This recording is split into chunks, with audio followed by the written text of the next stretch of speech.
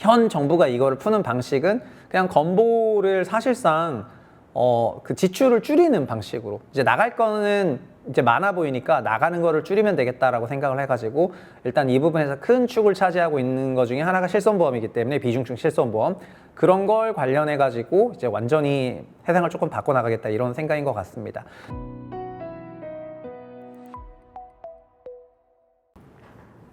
안녕하세요, 최부심입니다. 오늘 뉴스 살펴보겠습니다. 도수치료비 앞으로 90%를 환자 부담으로 내야 된다 이런 내용인데 더 뜯어보면은 건강보험 그 재정이 고갈이 나는 그런 이벤트가 있거든요. 그래서 저희 채널에도 많은 구독자분들이 제가 연금을 좀 다루다 보니까 건보도 좀 다뤄달라 이런 얘기를 계속 하셨는데 뭐 이런 뉴스가 나온 김에 오늘 그 얘기를 조금 해보겠습니다.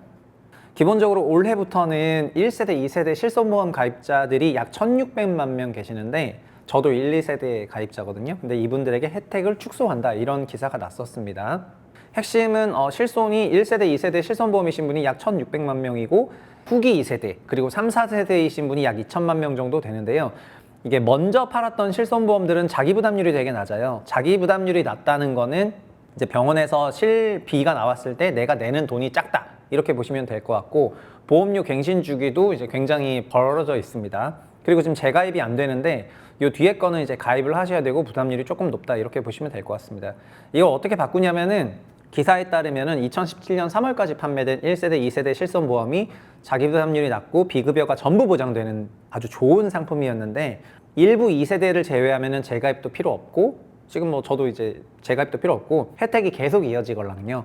근데 반면 이후에 출시된 3세대, 4세대는 분담률이 높고 5년, 15년마다 갱신해야 되는데 이게 형평성 논란이 있어가지고요. 그래서 정부가 이 과정에서 혜택이 줄어드는 소비자가 이의를 제기할 수 있다고 보고 양측에 적정 매입 금액을 권고하는 형태로 제시하는 한편 재매입에 앞서 숙려 기간도 좀 부여를 해가지고 재매입 절차가 끝나면은 현재 출시되어 있는 실손보험에 가입을 할 수가 있다 이런 얘기입니다. 그러니까 저 같은 사람도 결국 현재 출시된 실손보험을 가입을 해라 이런 말로 보시면 되겠습니다.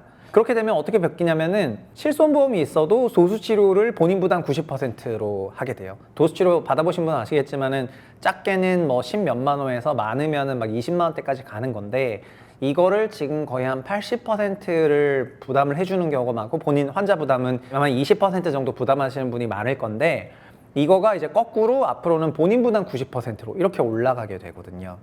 정부가 도수치료 등 실손보험 청구가 빈번한 그 비중증, 비급여 이런 거에 대해 가지고 본인 부담률이 20%에서 90으로 올라간다는 거죠. 와, 그러면은 20만 원짜리 도수치료 받으면은 지금 4만 원 내다가 이제는 90% 올라가면 18만 원 내야 된다.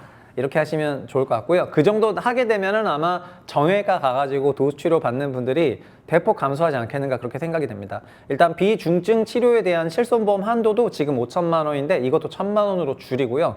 그리고 일일 상한선은 20만 원까지만 보장한다 이런 내용입니다. 그러니까 실손보험 혜택을 굉장히 줄인다 이런 거고 정부의 의료개혁 특위에서 이런 내용을 담은 실손 비급여 개편안을 1월 9일이죠. 9일 관련 공청회에서 공개를 하고요. 비중증 보장은 다 줄이고 중증 보장은 늘리는 5세대 실손보험 이거를 발표한다 이런 내용이 되겠습니다. 정부의 비급여 실손보험 개편안 주요 내용이 이런 내용이고 그 다음에 실손보험 건강보험 부담률 독인 적용 이게 본인 90% 자가분담률 하라 이게 되게 크고요. 한도도 줄이고 그러니까 뭐 이런 게 많고 이거는 실손 가입 상한 연령이 현 75세에서 90세인데요. 이건 아마 노부모를 모시는 분들은 공감하실 수가 있는데 만 75세 넘으신 분들은 실손보험을 가입을 안 받아줘요. 그렇기 때문에 이런 분들에게 비급여 치료를 받게 되는 경우는 정말 폭발적으로 의료비가 나가걸랑요. 근데 그거를 어쨌든 포용할 수 있도록 이 연령을 90대로 늘려주는 거는 이거는 정말 대단한 변화인 것 같습니다. 결국 요 정도로 변화를 요약할 수가 있을 것 같습니다. 현재 만약에 진료비 100만 원이 나왔고 국민건강보험공단이 병원에 10만 원 주고 나머지 90만 원을 이제 환자가 내야 되는데 실손보험이 그 90만 원의 80%를 환자에게 돌려주면은 나는 100만 원에서 18만 원만 내는 건데 이제는 본인 90만 원 중에서 10%만 보험사가 주고 90% 내가 81만 원 내라는 거니까 이게 경증 환자인 경우에 경증 비급여 환자인 경우에는 앞으로 병원을 가서 비급여를 받게 되시면은 병원비를 폭발적으로 내게 된다. 뭐 이런 계획을 가지고 있습니다. 뭐 이제 보시면은 병원비가 엄청나게 늘어난다 이런 내용은 아실 것 같고요. 그리고 병원에서는 그것 때문에 실손보험 있냐 이런 걸 이제 못 물어보도록 할 예정이라고 합니다. 앞으로 병원에서 실손보험 있냐, 실손보험이 있다 그러면은 비중증 비급여 이 항목을 좀 치료를 많이 하게 하면서 병원에 대한 그런 치료 서비스를 많이 했었던 게 그동안의 관행이라고 볼 수가 있는데, 이걸 의료 쇼핑이라고 하지 않습니까? 그런 의료 쇼핑을 못 하도록 좀 막겠다. 그래서 실손보험 있냐 이걸 못 물어본다. 이렇게 바꾼다고 하고 있습니다. 앞으로는 이런 걸 못 물어보고요. 1월 3일 발표한 정부의 실손보험 개편안을 들어보면은 병의원에서 환자에게 실손보험 치료비 돌려줄 수 있다고 설명하면서 권유하는 게 불가능하고요. 관행적으로 물어보는 거 이게 안 된다. 그래서 도수치료나 비타민 주사 이런 대표적인 비급여, 특히 도수치료가 진짜 많걸랑요. 요즘 현대인들 대부분 다 책상에서 거북목 되다 보니까 판교 같은 데 가면은 이런 도수치료가 정말 폭발적입니다. 폭발적인데 이제 많이 줄어들겠죠. 많이 줄어들 것 같습니다. 근데 이렇게 하는 이유는 결국은 건강보험 재정이 고갈되기 때문인데요. 건보가 제정된다는 거는 작년 초에 기사가 났고 재작년에 23년 말에 연구가 있었습니다. 근데 그걸 보면은 건보 재정이 고갈되고 고갈폭도 커지고 그 다음에 적자가 쫙 나오는데 여기로 나갈 돈이 어마어마하걸랑요. 그래서 기사를 보면은 지금 건강보험이 저희가 이제 7%를 내고 있는데 보험료율로 근데 그 국고지원을 빼면은 만성 적자입니다. 고령화로 따른 지출이 급증하고 그 다음에 혼합진료에 따라서 일본 건보 누수가 있기 때문에 연 10조 원이 넘는 그런 국고지원이 있어도 적자를 못 벗어날 것 같다. 언제부터? 정확히는 28년부터 이런 거 생길 예정입니다. 이게 작년 기준으로인데 보건복지부에 따르면은 작년에 정부가 건강보험 지원으로 편성한 게 13조 7천억인데요. 이게 전년비 10.4% 증가한 거고 정부 총지출 이게 2.8%의 4배에 육박하는 그런 엄청난 규모입니다. 이런 건보가 중단이 나온다는 거는 예산 정책처에서 23년 말에 건보 재정과 관련해서 장기 전망자료를 냈거든요. 이걸 뜯어보면은 핵심은 23년 수입 93.4조 원, 지출 92조 원에서 2032년 수입 175조 원, 지출 195조 원으로 재정 수지가 흑자를 가다가 24년부터 마이너스, 그리고 27년부터 10조 원대 마이너스, 2032년부터는 20조 원대 마이너스가 되는 거고요. 누적 준비금은 지금까지는 플러스였는데 28년부터 마이너스로 들어가서 이때부터는 계속 마이너스, 누적으로 몇십조 마이너스가 되는 겁니다. 그러면은 건보재단 입장에서는 의료보험과 관련한 여러 가지 법령으로 저희한테 지원해주고 있는 이런 비용들이 마이너스로 가기 시작을 하면은, 그러면 이것 때문에 좀 대책이 필요했는데, 이 보고서의 코어를 보시면은요, 현재 7%인 그 건강보험료율이 재정수지 균형, 그러니까 마이너스가 아니려면은 어디까지 튀어야 되냐면은 28년부터는 9%에서 10%로 올라가야지 됩니다. 그럼 저희 소득에서 건보로 떼가는 게 앞으로 훨씬 더 많아질 수밖에 없는 거고, 7%에서 10%가 된다는 거는 50%더 떼간다는 거니까 이제 엄청나게 뜯어갈 수 있다 이런 거고요. 근데 그럼 더 뜯어간다 그러면 당연히 엄청난 반발이 있을 거기 때문에 그러면 건보 지원을 줄이면 되겠죠. 그래서 이런 맥락에서 최근에 5세대 그 실손보험 관련한 여러 가지 발표들이 나오고 이렇게 보시면 될 것 같습니다. 지금 건강보험 재정이 흑자에서 이렇게 마이너스로 내려가는 거는 건보 지출이 이렇게 늘어나기 때문이고, 우리나라가 그 고령화가 되면서 특히 이런 게 늘어나는 건데, 비급여 부분에 대해서 굉장히 비용, 이제 의료 쇼핑이 많아지는 이런 문제들이 조금 있는 것 같고요.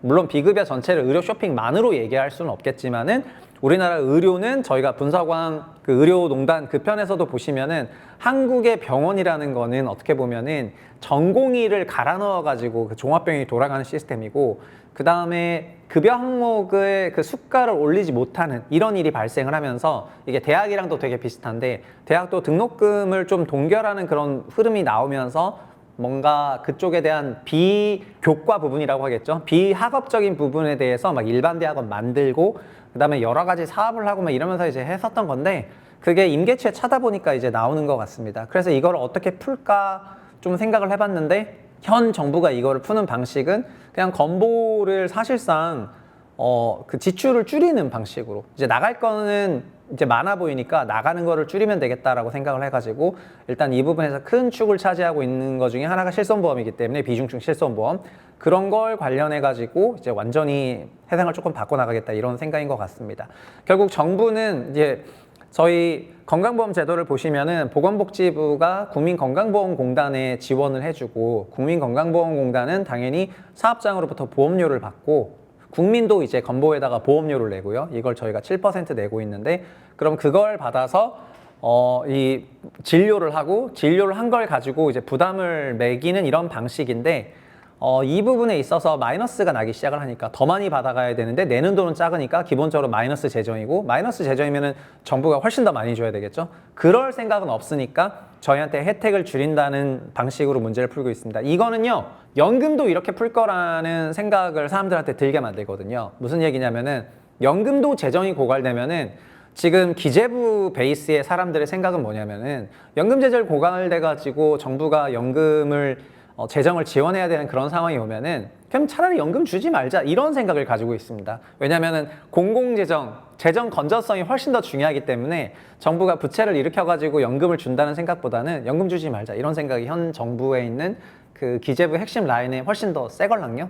그래서 건보를 푸는 걸 보면은 연금 어떻게 풀지도 알 수 있다는 그런 생각이 들고 그래서 예사롭지 않은 접근 방식인데 이런 거가 결국은 피크아웃 코리아의 한 단면이라고 볼 수가 있고요. 앞으로 이 논의가 이제 9일날 오픈되고 하면은 어떤 식으로 진행될지 좀 더 지켜봐야지 되겠지만은 정말 하여튼 그동안 우리나라를 이제 돌려왔던 많은 엔진들이 하나씩 멈춰가는 것 같아서 기분이 굉장히 씁쓸한 그런 하루가 되겠습니다. 어쨌든 건강보험과 관련해서 제도 개선이 굉장히 많을 것 같고요. 이게 좀 좋은 방향으로 풀리도록 좀 중지를 모으는 그런 자세나 시간이 필요할 것 같습니다. 여기까지 하겠습니다. 감사합니다.